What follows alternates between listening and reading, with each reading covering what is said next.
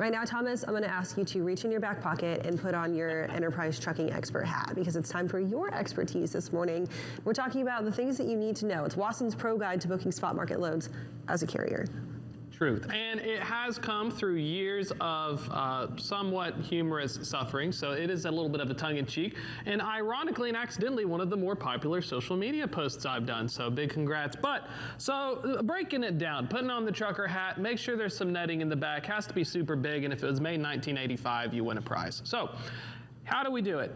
4 major characteristics. And so bear with me, folks. Load characteristics, the pricing power, the commodity, and the broker that you're working with. And so, you know, when I was a broker and I sold to carriers, a lot of folks understand the thought that goes into it. There's a lot to really unpack and digest. So I'll go really quick because we're on air and because, you know, there's a lot more stuff to go into. Obviously, you can read the article I posted, which is a little bit longer, but location matters. Where's your truck? Are you in West Virginia? Are you in Salt Lake City or in the middle of Upper New England? Figuring that out is very important because that helps lead into pricing power. If you're in a place that there's not a lot of people, there's not a lot of outbound freight, making sure that you can figure that portion out will influence your pricing power and your commodity that you can choose. If you go in parts of the Upper New England area, they literally ship trash down to other parts of New England. I didn't know that at first when I went to parts of Connecticut, but literally there is a ring of, garbage distributors, and they just load you up. Your trailer smells, you got to wash it later, and then you go 500 miles out of New England. Pay attention to that. And so, you know, pricing power and commodity go hand in hand. Bales of paper, scrap recyclables, tons of metal. Understanding these things will help figure out not only if you get yelled at by your driver, but also about how much you can charge for it. My personal favorite was plastic. Like I said in the newsletter, if an engineer runs your distribution center, they don't want you there, they just want you gone. And as a truck driver, you don't want to stay there too long, so it's a match made in trucking heaven. And finally, the broker. Certain brokers get certain freight.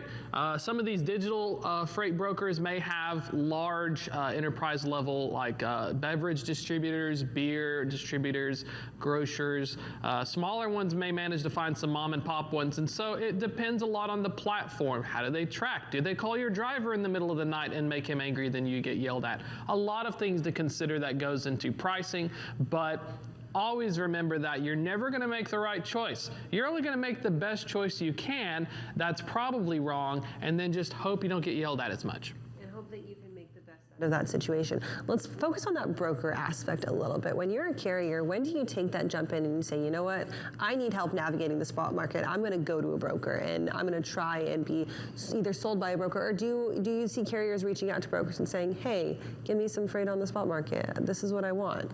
For a lot of it, so when I was, when a large asset-based carrier, even a small one, a lot of times brokers is transactional. I have my primary customer, I'm customer routed, I need to get back. And so, sadly to the broker, because you want to establish relationships, the carrier may not need you every single week. And so you're constantly having to ask people, can I help you return somewhere? Where do you get your loads from? Are you customer routed? And so a lot of that transaction is, like you said, just starting out, they're probably like, I need to find a broker. Once you get established, the broker calls you randomly because you've posted on a load board and they skimmed your data and harvested it, and then they already found it out. I did that a few times. But understanding that carrier to broker market characteristics, it's normally one of those things where if you are a smart carrier and a smart broker, you'll make not contracted lanes, but committed lanes. And that's generally how not only brokers and carriers will want to scale, but we'll say that the broker has a contract for 5 loads per week from A to B. You as the carrier need to get back to B. And so you'll make an agreement with a broker. He makes an extra $100 to $200 per load. You get the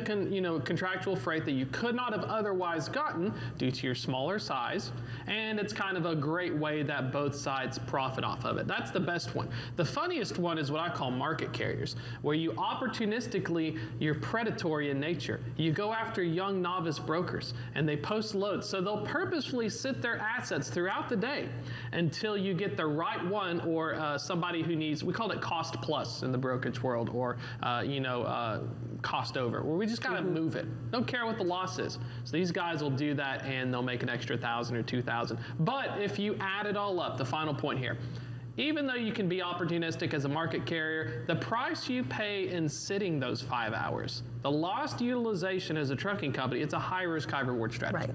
So I like that perspective about the contract versus, let's call it like a handshake agreement, right? Like a gentleman's agreement. We're saying yes, but like we're not actually saying yes. Is it easier to break those handshake agreements and then say, you know what, I'm actually got this call from my secondary broker and he wants to pay me more to get back to point B. Is that easier, and is that something that happens often? All the time. Very easy. Even if you look at contracted rates. So this is what's cool. Trucking does not have a way to arbitrage or say you didn't give me my love. If I made a deal with a large customer like a Home Depot or Procter & Gamble, yeah, we have an RFP. Yeah, we have rates. Yeah, we have a handshake. But if Procter & Gamble doesn't give me 50 loads from point A to point B, or I don't give them 50 trucks, there's not a very good mechanism for either side to say, hey man, hey friend, I need to hold you accountable. The only accountability comes on price. So just like with brokers and carrier relationships, I've had it happen before as an account manager. I have a lane with a carrier for $500.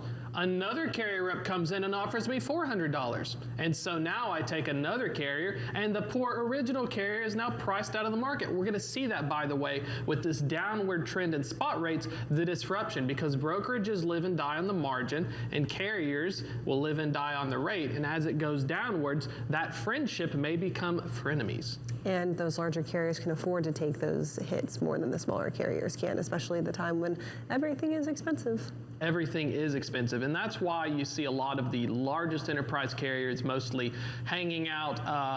Think of it like a cruise ship. Mm-hmm. It puts a big wake. You're cruising along on the spot market. You turn by about 3 degrees, and it takes a football field to move. Smaller carriers, though, are literally getting battered by the waves of freight volume, the highs and the lows. Little dinghies. Yeah, they have the equivalent of a dinghy compared to a cruise ship. So looking at a large carrier, you're thinking slow, methodical movements in the market. I am about 85% to 90% contract. I'm looking ahead in quarters across the horizon. Small carriers, I have bought this used dinghy. I don't have enough fuel. It suddenly sprung a leak, and I am now in the wake of a cruise ship. What do I do? And that is almost a great way to describe some of the experiences between a large and a small carrier. And for a lot of brokers, that's something they don't really carrier characteristics. So the largest ones, it's kind of like Schrodinger's truck. It's both there and it's not there, because carriers operate on probabilistic things, the probability of assets in a certain location at a given time.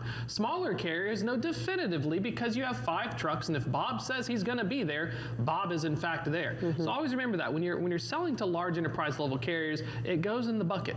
Your load goes in a bucket of hundreds of loads. It may get a truck, it may not get a truck. They may tell you it has one, and me as a load planner has pulled it off. And so a lot of frustration comes from younger brokers or newer brokers, because they don't understand that concept of relative capacity. If you're in that dinghy, put on your life jacket. You better have the Coast Guard on speed dial right now. Buckle up. All right, Thomas, thank you for that expert. You can take your expert hat off now and come back to host. We're going to take another quick break. We'll be right back in just a few minutes with more FreightWaves Now.